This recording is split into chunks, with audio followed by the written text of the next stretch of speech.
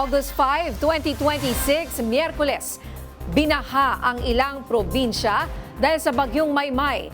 Madulas po ang kalsada kaya ingat po mga kaarangkada. Kasama niyo pa rin kami sa mga kwento ng bayan at lakas ng masa. Ako si Nina Corpus. Bawat komento o pulso ng bayan, importante yan sa amin. Bawat issue, dadaanan natin yan. Kagapay nyo kami sa mausaping hindi dapat palampasin. Live tayo sa DZMM Radio Patrol sa Istrenta at lahat ng FMR station sa buong Pilipinas. Gayon din sa Signal TV Channel 31. Ako, si Jack Batallones. Ito ang Arangkada Balita. Magnitude 6.4 na lindol niyanig ang Sarangani at Davao Occidental. Ilang mga probinsya sa Northern Luzon nakaranas ng matinding pagbaha dulot ng bagyong Maymay. Palasyo, tinawag na diversionary tactic ang sinasabing pag-aresto kay Senator Ronald Bato de la Rosa. Audit ng confidential funds ni VP Sara Duterte, nakitaan ng irregularidad ng House Prosecution Panel sa ika-13 araw ng paglilitis. At Pinoy tennis champ Alex Ayala sasabak muli sa Canadian Open matapos masungkit ang DC Open singles title. Nakaranas ng matinding pagbaha ang ilang mga probinsya sa norte na dulot ng bagyong Maymay. Partikular ang mga bayan sa Pangasinan at La Union. Silipin natin ang sitwasyon ng ating mga kababayan sa Umarangkadang Balita ni Trisha Manalo.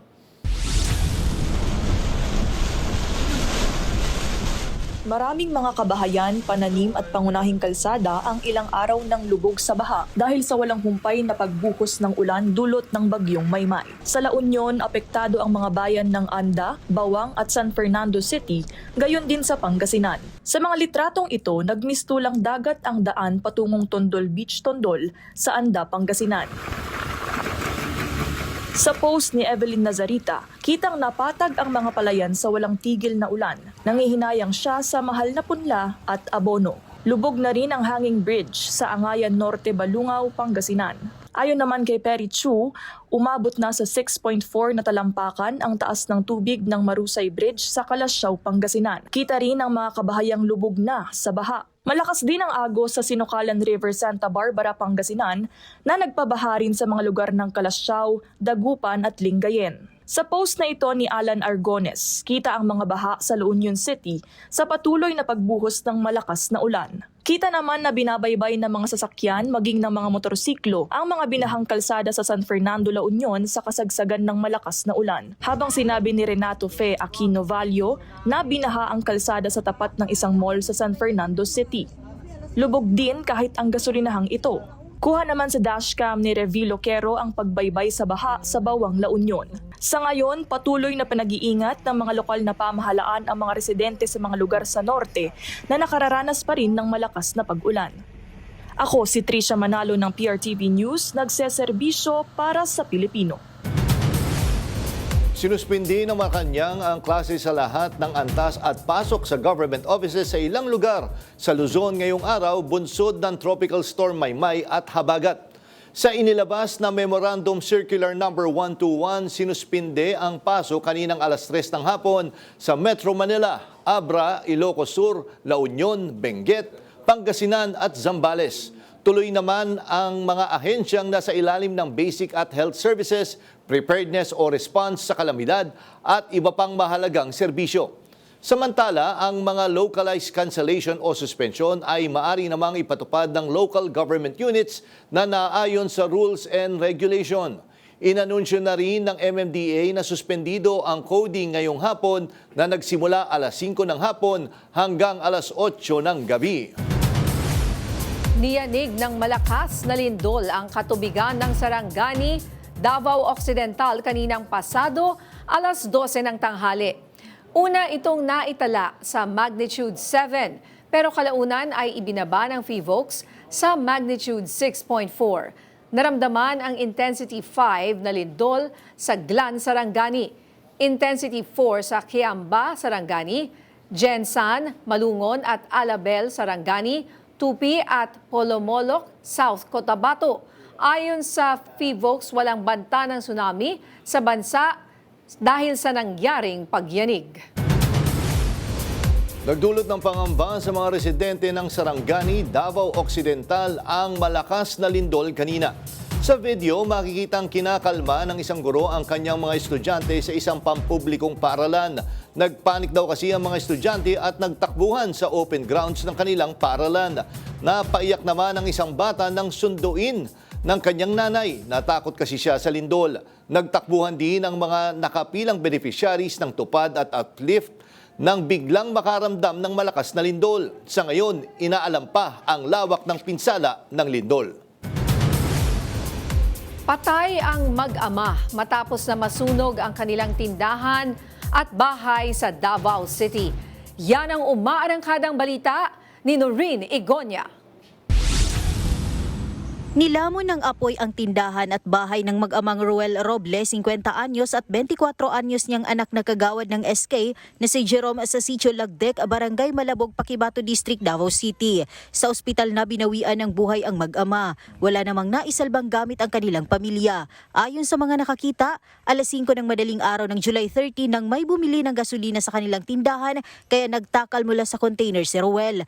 Dahil madilim pa at ilang araw ng brownout sa kanilang barangay, gumamit ng kandila ang asawa ng biktima. Pero nang ilapit ito sa gasolina, bigla na lang itong nagliyab at nalapnos si Ruel. Nakalabas agad ng bahay ang kanyang asawa at 2 anak, pero bumalik si Jerome para sagipin sana ang amang naiwan. Pero nalapnos din siya ng kanyang kargahin ang kanyang ama. Kami sige ra lipot-lipot diha kay gusto na mo nga mo rescue gid mi diha sulod. Yung saon man namo nga sirado man kayo kay mga screen man ilang kuan diha kanang ilang kuan sa bintana. Wala na mi nahimo. Tan-aw na lang gid mi sa kalayo. Taon ni gawas ang katong amahan, ni gawas didto pero wala na. Puro na puti na kayong lawas niya. Nasa loob ng bahay ng mga biktima ang kanilang tindahan at naroon din ang mga deboteng gasolina na kanilang ibinibenta. Kanina, inilibing na ang mga biktima. Inaalam pa ng mga otoridad ang halaga ng mga naabos sa pangyayari. Mula dito sa Davao, Noreen Igonia ng PRTV News, nagseserbisyo para sa Pilipino. Nasamsam sa bypass operation ng PNP at PIDEA ang nasa 5.4 million pesos na halaga ng shabu sa Barangay San Jose, Palo, Leyte. Nabawi ito sa isang barangay chairman at 2 kasama nitong residente sa Leyte, Leyte. Ayon sa polis, matagal nang minomonitor ang suspect na number 1 sa target list ng PRO 8. Nasa kulungan na ang mga suspect at nakaharap sa kasong paglabag sa Comprehensive Dangerous Drugs Act of 2002. Tinawag ng palasyo na diversionary tactic ang usap-usapang naaresto si Senator Ronald De La Rosa. Yan ang umarangkadang balita ni Lester Aler. Nagawa ko yung aking tungkulin na Umugo nga usap-usapan kahapon na nahuli na si Senator Ronald Bato de la Rosa ilang buwan matapos siyang huling magpakita sa Senado. Matatanda ang isa siya sa mga pinangalanan ng International Criminal Court bilang co-perpetrator sa kasong Crimes Against Humanity na siya rin kinakaharap na kaso ni dating Pangulong Rodrigo Duterte. Kasabay ng mainit na isyu kahapon, nag-post sa kanilang social media accounts sina Attorney Jimmy Bondoc at dating presidential spokesperson Attorney Harry Roque na tila may kalakip na mensahe tungkol sa sinasabing pagkakahuli sa senador. Nagkomento naman ang palasyo sa issue. Sinabi ni Presidential's Communications Undersecretary at Palace Press Officer Attorney Claire Castro na walang laman at walang konteksto ang ipinapakalat ni Bondoc at Roque tungkol kay De La Rosa. Dagdag pa ni Yusek Castro na may timing ang pag-post para matabunan ng mga naisiwalat ng Commission on Audit sa nagpapatuloy na impeachment trial ni Vice President Sara Duterte tungkol sa paggasta ng confidential funds. Aniya, diversionary tactic ang ginawa ng 2 kaalyado ng Vice-Presidente. Pinabulaanan naman ni Interior Secretary John Vic Remulla na naaresto na si De La Rosa. Sinabi ng kalihim na wala silang impormasyon sa sinasabing paghuli sa senador at pagdadala umano sa kanya sa ICC. There's been no arrest for Senator Bato. Okay? There's been a lot of speculation na nahuli siya and it's being whisked away to the Hague. Hindi po totoo yan.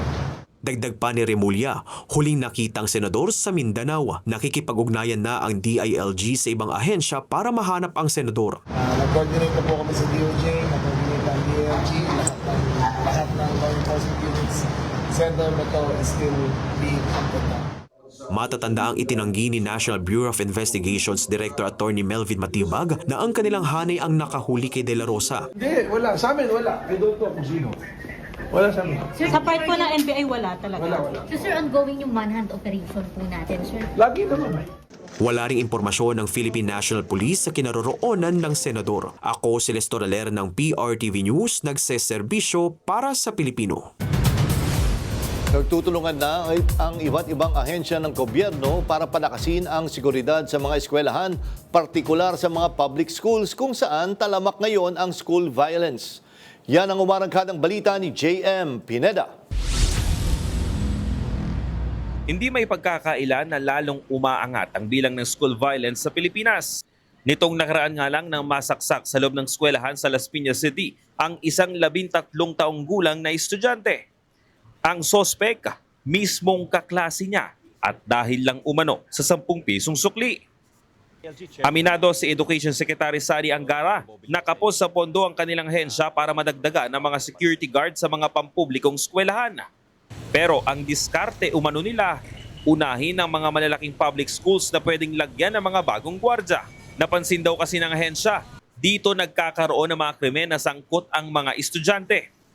Isa pa raw sa kulang sa mga eskwelahan ang mga metal detectors para sa mga kutsilyo o patalim na sinusubukan na ipasok ng mga estudyante. Para naman umano sa mga maliliit na eskwelahan, plano ng DepEd na makipagtulungan sa Department of the Interior and Local Government. Tapos dun sa mga mas maliit na eskwelahan, pwedeng hingin, sinabi ko na rin kay Sec. John Vic, yung hingin namin tulong ng mga barangay tanod na kahit romonda sila sa mga eskwelahan para ma-discourage yung mga violent incidents. May ilan rin daw ng mga LGU na kusa nang nagbibigay ng dagdag seguridad sa mga nasasakupan na paaralan. Kasama rin sa pag-usapan ng DepEd at DILG ay ang pagpaparami pa ng tauhan ng PNP sa paligid ng mga eskwelahan. I think si Sec. John Vic tsaka si General Nartates nabanggit na rin na they will ramp up the police visibility at saka yung visibility ng barangay officials. Kasi nakita natin yung gang activities on the rise also. So, especially sa mga lalaking eskwela, minsan hindi nakikita. Bukod dyan, babantayan rin daw ng ahensya ang online platforms kung saan makikipagtulungan sila sa Department of Information and Communications Technology o DICT, pati na sa mga telecommunications at social media companies. Hihilingin daw ng DepEd na magkaroon ng regulasyon sa mga content na lumalabas sa mga online platform, lalo na ang mga violenting aktibidad dahil madaling maimpluwensya ng mga estudyante at makagawa ng hindi inaasahang krimen. Ako, si JM Pineda ng PRTV News, nagseserbisyo para sa Pilipino.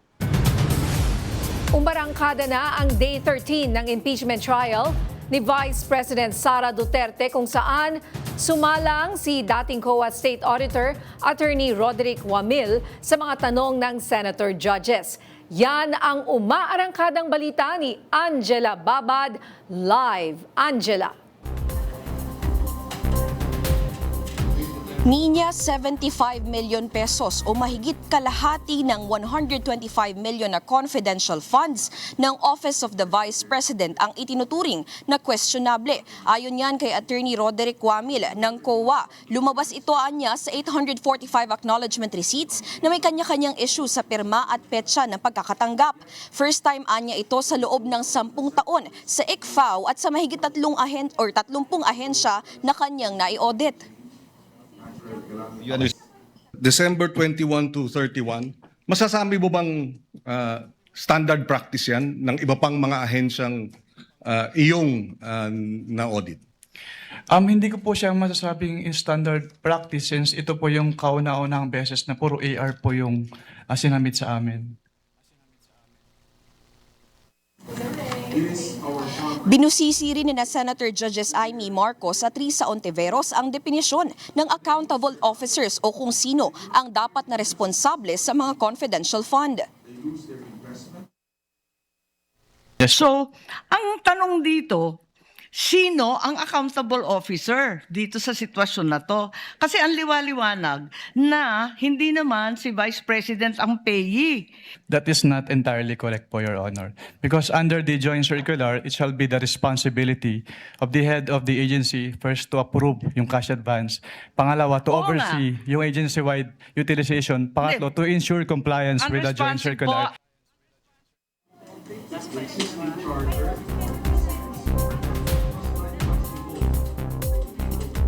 Kasama na rin dito yung pagtatanong ni Senator Risa Ontiveros patungkol nga doon sa definition pa rin ng accountable officer dahil anya according sa Government Accounting Code ay ang head of the agency pa rin ang responsable dito. Bukod dito, question rin ni Senator Ontiveros ang mga gamot na ibinigay di umano bilang reward sa mga informant na unang beses ding naitala sa audit report. Normal po ba iyon na gamot ang kapalit ng intelligence information? Hindi po siya normal po, Your Honor. Hindi normal. Naranasan nyo na po ba ito dati na gamot ang bayad para sa impormasyon? Hindi pa po. First time po dun sa may OBP po, Your Honor.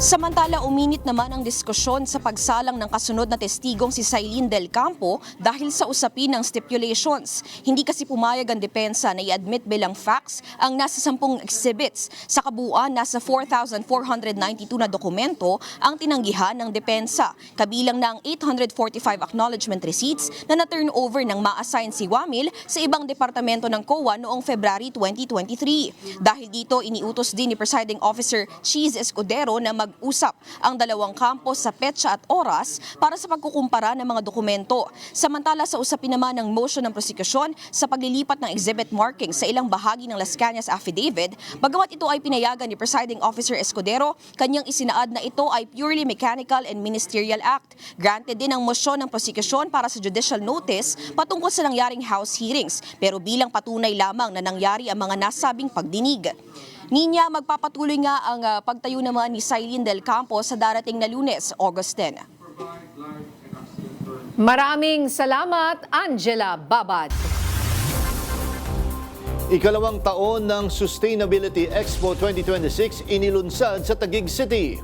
Marami pang maiinit na balita sa pagbabalik ng Arangkada Balita.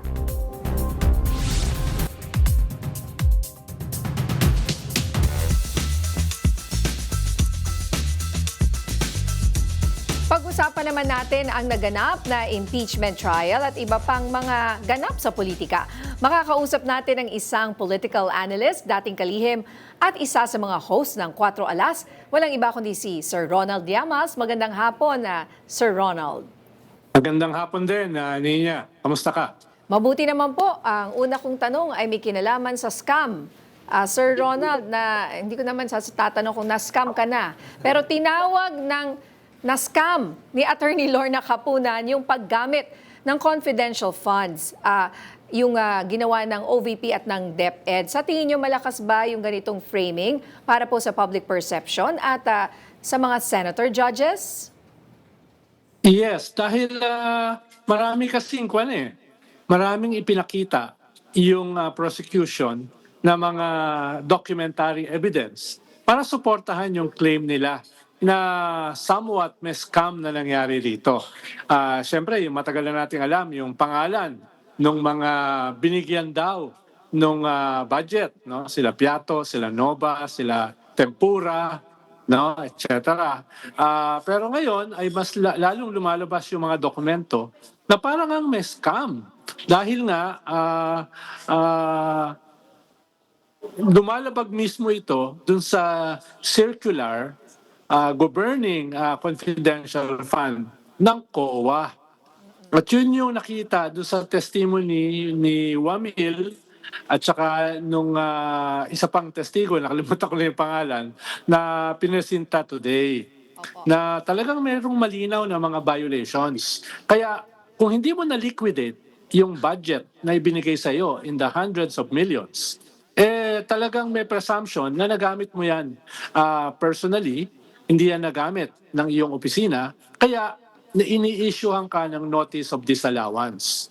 Yun yung pinakamahalagang manifestation na merong scam na nangyayari. Ayun. And yun nga, kasama ba dito yung unusual daw ayon sa COA na ginamit yung, for example, gamot bilang reward sa mga informants tulad nung kay Mary Grace Piatos, for example, na binigyan raw, tama ba? 70,000 para raw sa gamot? Yes, dahil nga ibang usapin pa kung saan ginamit yung mga intelligence fund, halimbawa sa kanilang mga assets, kanilang mga witnesses, kanilang mga safe houses, na kahit doon nga ay may nakikita silang mga red flags. Dahil halimbawa, mga safe house na sobrang mahal ng renta, no? At saka mga assets na medyo parang hindi ka paniwala yung kanilang mga pangalan, no, aliases. Pero ibang usapin pa yung itong mga aliases na ito ay may mga gastos katulad ng mga grocery, katulad ng furnitures, katulad ng mga gamot na clearly bawal.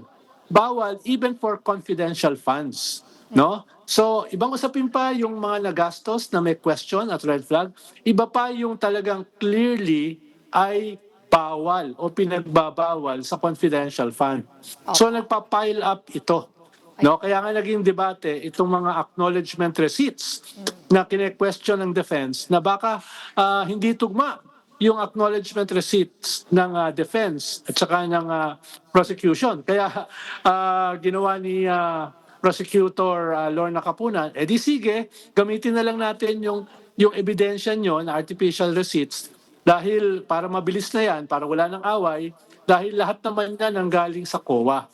So, may ganong klaseng hirit yung prosecution. Ano po masasabi nyo nga pala kay Attorney Lorna Capunan?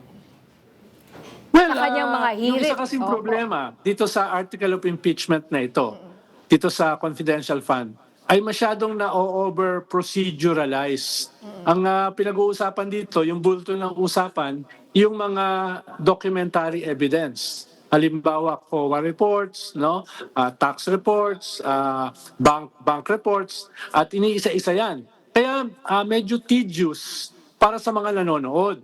Ang ayaw ng prosecution ay mag-sign off yung mga nanonood dahil napakahalaga ng nanonood as the court of public opinion. No, so ang ginagawa ni Lorna Capunan, medyo pinapasaya niya ng konti. No, halimbawa, sasabihin niya, para matapos na ito dahil gusto ko pang manood ng pelikulang The Odyssey. No? Or sasabihin niya ay, sige, yung ebidensya nyo lang gamitin natin. Na usually hindi ginagawa sa isang korte.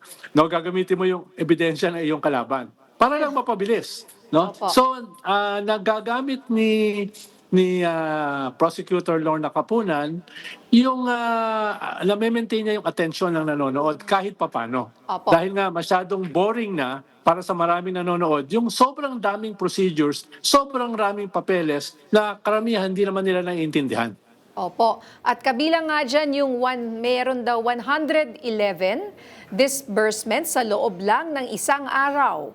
Noong December 23, 2022 na puro buong numero at walang butal. Normal ba Yes. ganitong cashing out bago magpasko raw o pampabilis lang para raw maubos yung fund? Natawa ako dahil nakita ko lang yung mga ganyang klaseng budgeting dito sa investigasyon ng Blue Ribbon Committee dito sa mga flood control projects. Mga numero na wala man lang butal. Kaya very suspicious. Ganun ka-eksakto yung pagkakagastos, no? Usually may mga butal yan eh, no? Kaya ginamit nila yan to emphasize the point na malamang merong mga anomalies dito. Malamang meron nga ditong scam. Bakit ganyan ka-eksakto yung mga numero ng pera? Oo nga. Alright, and eto po sa gitna nito, kumalat naman yung chismis na inaresto umano si Senator Bato de la Rosa kaugnay nga nitong ICC warrant of arrest. Pero ito nga kanina, tinawag ng Malacanang na diversionary tactic galing daw ito sa mga kakampi ng VP. Tingin niyo po ba epektibo yung mga ganitong ingay para matakpan daw ang COA revelations sa impeachment?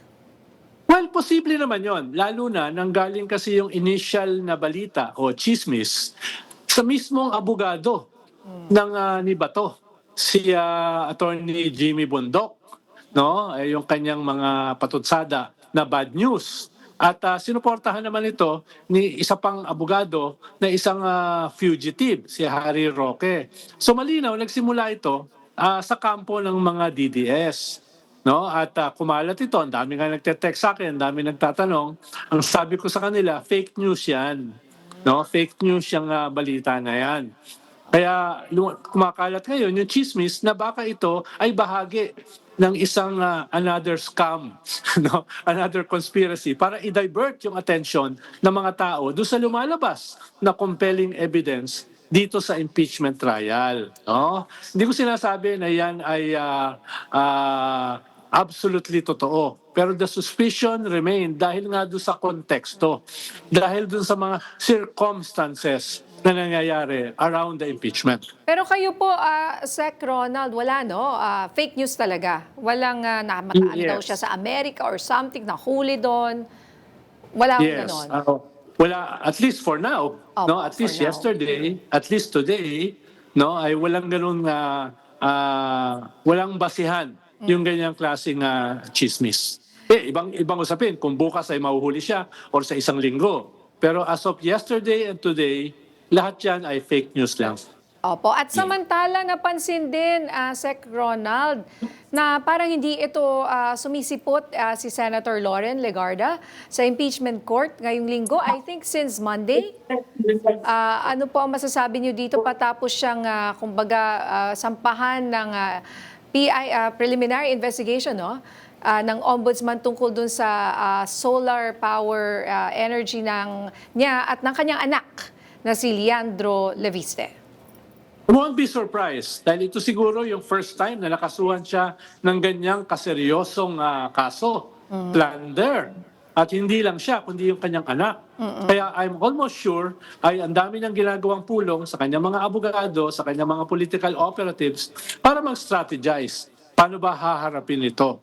Lalo na, nakita niya na dalawa sa kanyang kapwa senador ang nakulong, isa ay nagtatago, no, at may posible pang iba na makasuhan at makulong. Kaya sineseryoso niya ito dahil sa kanyang mahabang political career, no, ay ngayon lang siya nakaharap ng ganitong kaseryosong kaso. Plunder ito, non-bailable ito. No, at kung ito ay sumampa sa Sandigan Bayan, kulong siya kaagad. Kaya tingin ko mas dun siya nagfo-focus ngayon rather than sa impeachment. All right. Maraming salamat po sa inyong panahon, Sir Ronald Llamas. Magandang gabi po. Magandang gabi. Anytime, Nina. Thank you. Samantala, natuldukan na ang pag-upo sa witness stand ni COA Auditor Roderick Wamil ngayong Miyerkules. Ayon sa House Prosecution, maraming unusual o irregularities ang na-encounter ni Wamil kaya't in-issue ang Audit Observation Memorandum or AOM. No? Yan ang umarangkadang balita ni Mari Ocampo. For every agency since yung kanilang utilization ay based on their Bigong pagsusumite ng original receipts, meeting request sa COA para hindi mapatawan ng audit observation memo, pagbayad ng gamot kapalit ng impormasyon para sa informant. Ilan lamang ito sa nailantad sa pagtestigo ni COA State Auditor Roderick Wamil sa impeachment trial ni Vice President Sara Duterte. Sa obserbasyon ni La Union Congressman Paulo Ortega V, may pagkukulang o mahina ang staff work ng Vice Presidente. Kung sana kung mayroon silang may due diligence saka complete staff work, baka wala po tayo sa wala pong article na to. Talagang magkaka-AOM ka pag may mga konting pagkukulang ka sa proseso. Ayon kay Wamil, walang supporting documents na magpapatunay na ipinambili ng gamot bilang pambayad sa informants. Nakita sa OVP liquidation reports na may 122 million pesos worth of medicines ang ginamit mula confidential funds na ayon kay Wamil ay hindi normal sa halos 10 taon niyang pagiging parte ng ICFAO. Sinasabi nila instead of cash ang binigay, ang medicine ang binigay, no? So, doon nagkakaroon, yun ang na-flag na issue. Bibilin mo yan sa botika, so magkakaroon ka dapat ng receipt. Pero dito, walang napresenta kahit isa, no? Dahil puro acknowledgement receipts lang ang sinubmit. Kung ako siguro yung informant, di ako tatanggap ng gamot eh. Siyempre gusto ko compensation kasi importante yung mga impormasyon na ibabato mo, di ba? Piliin mang mag-restitute ni VP Sara, hindi nangangahulugang mabubura na rin ang impeachment charges sa kanya. Either restitute, ibalik niya yung pera, or mag-appeal siya. No? So, necessarily, if you're returning it, you're admitting na hindi naging tama yung paggasta. Mula nga sa testimonya ni Wamil, masasabi na ang bigong mag-liquidate ng maayos ng confidential funds ay swak na bilang prima facie evidence base sa nakasaad sa Joint Circular 2015-01 o guidelines sa paggamit at paglabas ng confidential at intelligence funds. Ako, si Mari Ocampo ng PRTV News, nagsaserbisyo para sa Pilipino.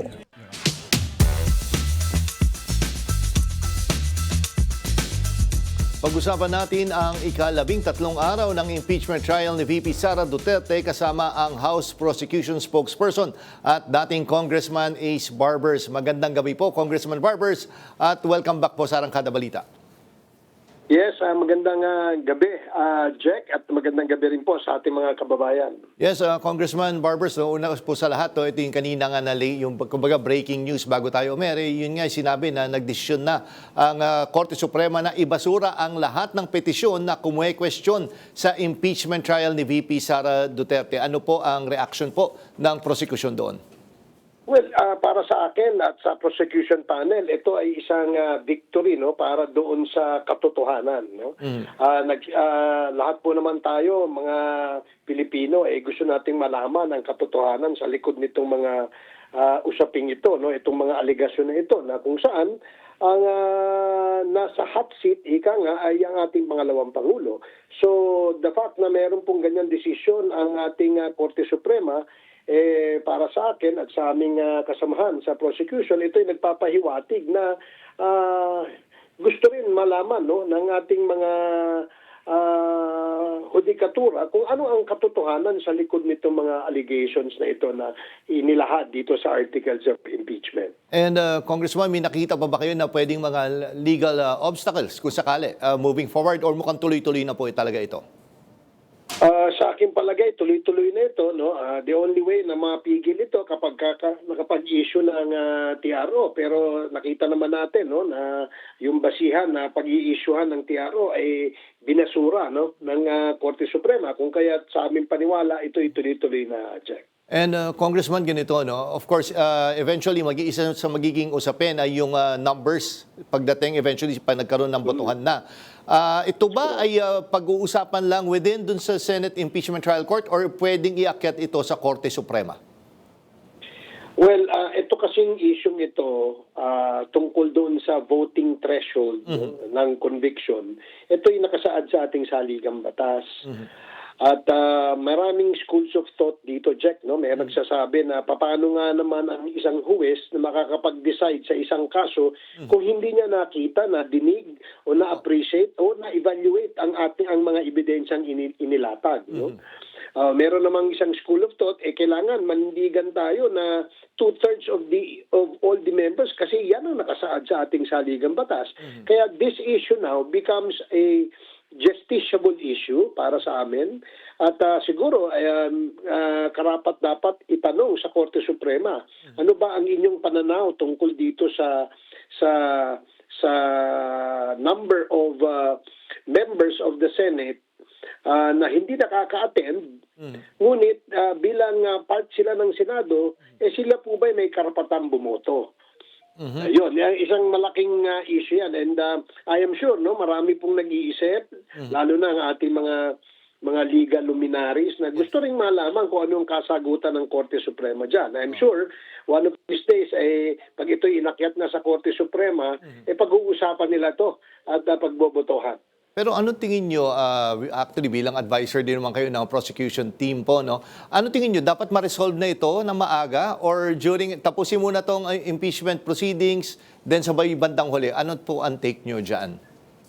Well, ako, I don't want to speak in behalf of the members of the prosecution panel, pero para sa akin, personally, siguro mas magandang ma-resolve ito na mas maaga, nang sa ganon ay hindi na po magkaroon ng yung doubt, no, itong ating mga senator judges about the number of the votes required, no, para magkaroon ng isang conviction o ng acquittal. So mahirap po kasi yun na meron tayong iniisip na maaring merong mangyari kung hindi ito halimbawa kung nagbago ang threshold o kung hindi magbabago ang threshold sa numero, no? So para sa akin mas mabuti siguro na as early as possible ito'y ma-resolve. But that is my personal opinion, Jack. And Congressman, ganito ba? Punta naman tayo nga sa nangyari dito kanina sa 13th day ng impeachment trial. Maraming attempts kanina na basagin or i-discredit si COA Auditor Wamil. Sa tingin niyo po ba na panatili niya yung kanyang credibility? Para sa amin, napanatili niya ang kanyang credibility, hindi siya na-impeach, no? Yung kanyang testimonya ay matibay at ang kanyang ebidensyang ipinakita at inilatag ng prosecution ay matibay na matibay para sa amin, no? Bakit? Siya ho ay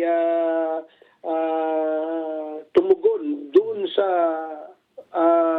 provision ng joint circular, no, na kung saan nagsasaad na ang paggamit ng confidential funds ay ganito ang pagliliquidate, no. So hindi po siya lumayo doon. He was basing it on the audit process, no, kung paano sila paano nila inaudit itong mga ito. Pangalawa, tiningnan nila yung mga submitted documents ng ahensya na according to him ay may kakulangan o insufficient.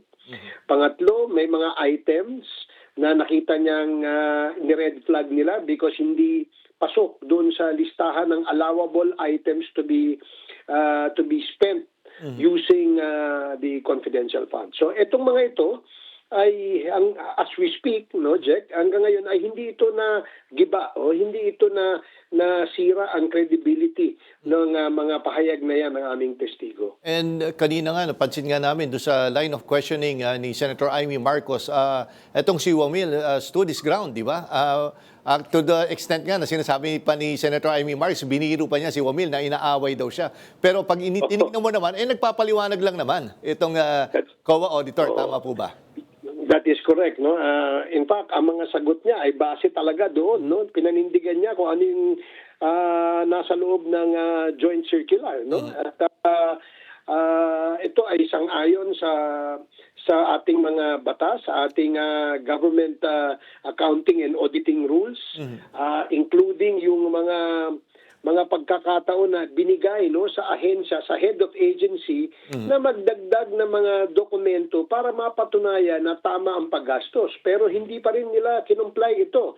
Kaya nga sabi nila, may kakulangan sa compliance, no? And because of that, merong mga aksyon na pwedeng gawin ang COA kapag may kakulangan sa liquidation o kakulangan sa dokumento.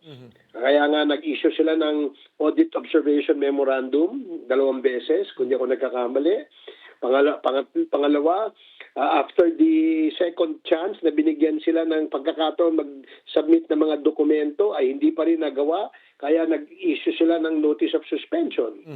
Pagkatapos yan, yung Notice of Suspension, another pagkakataon din sana yan na ma-rectify yung mga sinubmit nila o madagdagan ng ebidensya yung mga sinubmit nila, hindi pa rin sila nakapag-comply. Kaya naka-issue ng Notice of Disallowance. Oo nga po. And kanina nga po, isa sa mga napag-usapan na sinabi nga actually ni Senator Robin Padilla naman na hindi pwede, kumbaga confidential funds ay hindi pwedeng makompromiso yung mga identities ng ilang individuals. Pero pag inisip mo, mahirap naman i-account kung puro fictitious names ang ibinibigay. And ito, Congressman Barbers, no, may sinabi si former Senate President Franklin Drilon na mahina daw nga itong confidential fund system natin. Bilang isang mambabatas, former Congressman Barbers, tingin mo ay dapat nang i-overhaul itong confidential fund system sa bansa?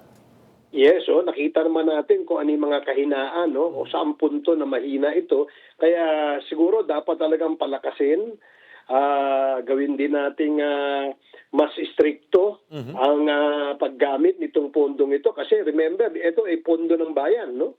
At dapat maingat tayo dito sa paggamit nitong pondong ito. Kaya kung mas stricto ay mas maganda para sa atin. Ang sa ganun ay hindi po mabaliwala, no? Ang mga pondong ito na mula po sa mga buwis ng ating mga kababayan. And looking forward po, Congressman Barbers, tomorrow po ba, next week, hindi na si COA Auditor Wamil? Sino na ho ba ang isasalang po? Yan, yung bagong witness namin, si Del Campo. Siya na ang aming, kasi si Del Campo, the new witness, siya yung pumalit kay Attorney Wamil, no, dun sa ICFAO. No, at siya rin ang nag-handle nitong auditing ng Office of the Vice President at ng DepEd dito sa tungkol sa confidential funds. So siya ang ating witness. Pakikinggan din natin kung ano yung kanyang mga observation dito sa mga dokumentong isinumite. Titingnan din natin kung paano nila inaudit ito at kung ano yung kanilang nakita. Okay, nako. Maraming salamat, Congressman Ace Barber, sa pagtanggap po sa aming imbitasyon sa Arangkada Balita. Mabuhay kayo, sir, at magandang gabi. Yes, more power at maraming salamat. Thank you. Inilunsad sa Taguig City ang ikalawang taon ng Sustainability Expo 2026. Layunin nito na maglatag ng mga makabagong solusyon sa gitna ng mga suliranin sa ekonomiya at mataas na presyo ng langis sa bansa. May umaarangkadang balita, si Justin Ignacio. Opisyal lang binuksan nitong Miyerkules, August 5 ang 2026 Sustainability Expo o SUSTEX sa SMX Convention Center Ora sa Taguig City para itaguyod ang mga hakbang para sa mas matatag na ekonomiya ng Pilipinas. Sa pangunguna ng SM Supermalls, katuwang ang Department of Science and Technology at Arise Private Sector Alliance, ipinakita sa summit ang kahalagahan ng sustainability sa gitna ng mga naging pagsubok sa kalakalan at pagbiyahe dulot ng krisis sa langis. Ayon kay DOST Secretary Renato Solidum Jr., mahalagang protektahan ang mga likas na yaman ng bansa laban sa iba't ibang banta upang magamit ito ng maayos sa ekonomiya. Let me just share with you what we really wanted at the Department of Science and Technology in this current administration. We want to make science and technology and innovation relatable.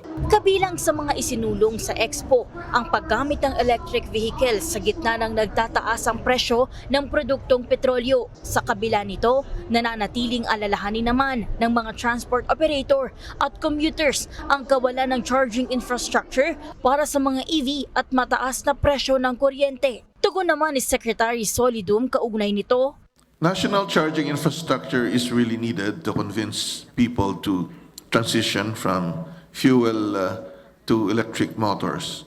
And indeed, it is recognized. There are two charging systems. One is procured by companies or traders, and then they install it here in the Philippines.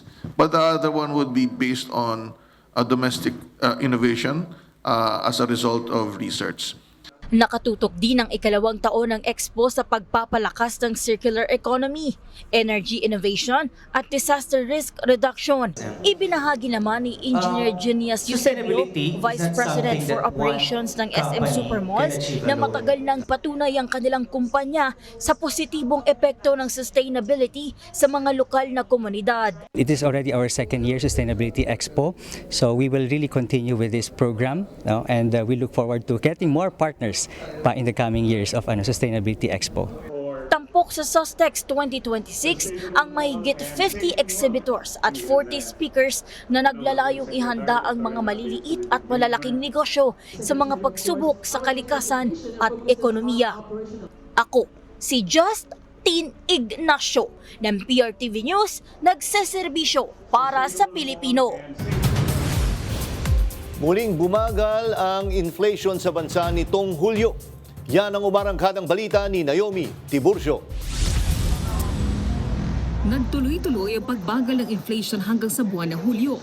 Ayon sa Philippine Statistics Authority, pumagal ang inflation sa 6.2% nitong Hulyo. Mas mabagal sa 6.4% noong Hunyo at 6.8% noong Mayo. Pasok din ito sa 5.6% hanggang 6.6% forecast ng Bangko Sentral ng Pilipinas. Ayon sa PSA, nakatulong dito ang pagbaba ng presyo sa transport sector, education at restaurant and accommodation services. Basically, the trend that we're seeing right now is good news. The inflation rate is going down at the headline level. But as I've been mentioning, may mga risks tayo. Ilan sa mga banta ang presyo ng kuryente na pinakamataas sa loob ng higit 3 taon. Mas tumaas siya. Itong ating July 2026, average natin nationwide is 16.9%. And this is the highest since the 17.3% inflation recorded noong March 2023. Bahagya ding tumaas ang presyo ng pagkain gaya ng bigas na naglalaro sa 49 hanggang 63 pesos kada kilo para sa regular milled hanggang special rice.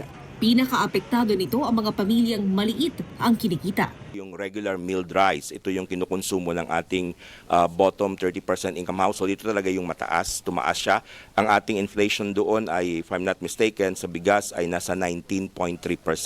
So siya yung humila doon sa ating inflation rate para sa bottom 30% income household. Bagamat napababa ang inflation, nakatutok pa rin ang Department of Economy, Planning and Development para mapababa ang presyo ng pagkain at iba pang pangunahing bilihin.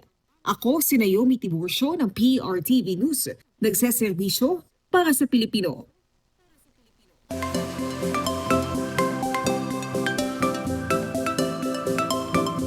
Napanatili ng bagyong Maymay ang lakas nito habang kumikilos pa hilagang silangan sa karagatan ng kanlurang bahagi ng Ilocos Sur. Huling namataan ng sentro ng bagyo, 145 kilometers kanluran ng Sinait, Ilocos Sur. May lakas ng hangin na 75 kilometers per hour malapit sa sentro at pagbugso na hanggang 90 kilometers per hour. Nakataas ang signal number 2 sa southern portion ng Ilocos Norte, Ilocos Sur, northern at central portions ng La Union, northwestern portion ng Pangasinan, Abra, western portion ng Kalinga, western portion ng Mountain Province at northwestern portion ng Benguet.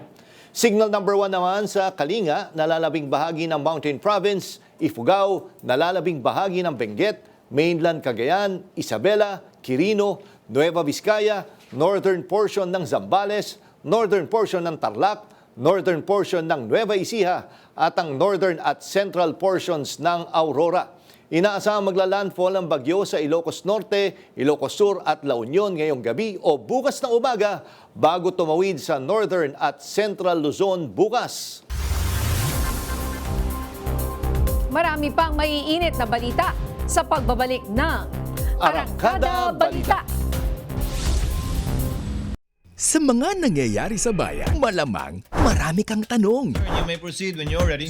Deserve mo ang malinaw na sagot. Ngayong Huwebes, tanungin natin si Representative Chel Jokno para mas maunawaan ang mga issue ng bayan. Simple lang po ang isyung kinakaharap natin. Di masamang magtanong kasama si Attorney Jess Falsis sa Jess Asking. Ngayong Huwebes, alas 8 ng gabi sa PRTV Manila Channel 31. Pagdating sa panonood, may ka-vibes ang bawat Pilipino. PRTV Prime Media, Channel 31 sa Mega Manila, Cebu, Davao at Zamboanga. At sa mga channels na ito sa Baguio, Iloilo, Naga, Legazpi, Batangas, Cagayan de Oro at General Santos. Pati na rin sa YouTube. Yan ang PRTV Prime Media. Ka-vibes!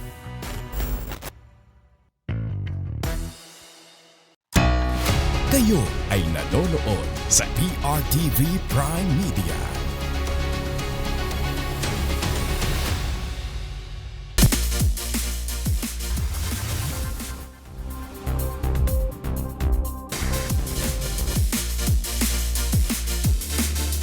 Matapos masungkit ang kauna-unahang WTA singles title sa Mubadala DC Open, naghahanda na muli si Filipino tennis champion Alex Ayala para lumaban sa Canadian Open. Direktang umabante si Ayala sa round of 64 kung saan makakatapat niya si Alicia Parks mula sa Amerika sa pagbubukas ng singles match bukas ng umaga, Manila time.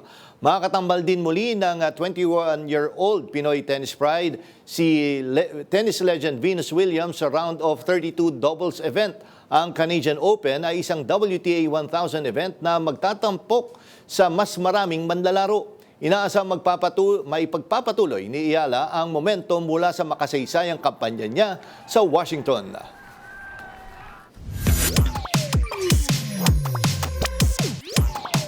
Alamin naman natin ang latest sa showbiz mula kay Jai Ho. Ginulat tayo ni ex-Pinoy Big Brother housemate third big placer Kobe Brown sa paglipat niya from kapamilya to kapuso. Ang update kay Kobe sa Jai Hot Exclusives now na. Sa naging chikahan with Kobe Brown, agad natin siyang kinamusta kung paano ang naging transition bilang kapamilya to kapuso. Very grateful po ako sa ABS. I mean, again, like, I started there. I didn't even think na, I would become an actor and do all these things. But, ABS really pushed me and I'm very grateful for my time there. Just very grateful na where I am right now. Sa ngayon, kasalukuyang napapanood si Kobe sa top-rating teleserye na Born to Shine. Paano siya napabilang sa teleseryeng ito? Was actually just supposed to guest lang on Born to Shine. Dapat a few weeks lang. But nag-extend po ako. So I'm very happy how the viewers took my chemistry with Olive. Samantala, isa pa sa aabangan kay Kobe ay ang pagre-release niya ng kanta. Ano ang kwento dito? Yes po, I'm gonna be starting recording, writing my own songs. It's gonna be a single and I don't know what it's gonna be about yet. I'm still thinking what I want, pero siguro naman love song siya or something. Bukod sa pagdi-DJ sa mga bars, ano pa ang mga pinagkakaabalahan ni Kobe ngayon? Ay, DJ, passion ko yan po. Pero recently, Mama Jai, I've not been DJing kasi medyo busy po ako sa taping. At yan na muna ang latest sa mundo ng showbiz. Ako nga po ang resident karangkada ninyo pagdating sa mga hottest and exclusive ganap sa mga paborito nyong artista. Ang nag-iisang beshi ng bayan para sa Jai Hot Exclusives. Balik sa inyo. Maraming salamat, Jai Ho. Isa lang pong paglilinaw, iniimbestigahan ng Office of the Ombudsman sina Senator Loren Legarda at anak na si Batangas Representative Leandro Leviste. Kaugnay po ito sa solar contracts na nakuha ni Leviste mula po sa Department of Energy. Sa ngayon ay wala pa sa preliminary stage ang kaso at kakapirma lang ni Ombudsman Crispin Remulla para simulan ang investigasyon. At yan ang mga umarangkadang balita ngayong araw. Ako si Nina Corpus. At ako naman si Jack Batallones. Para hindi mauli sa usapan, kapit lang hanggang sa susunod na Arangkada Balita.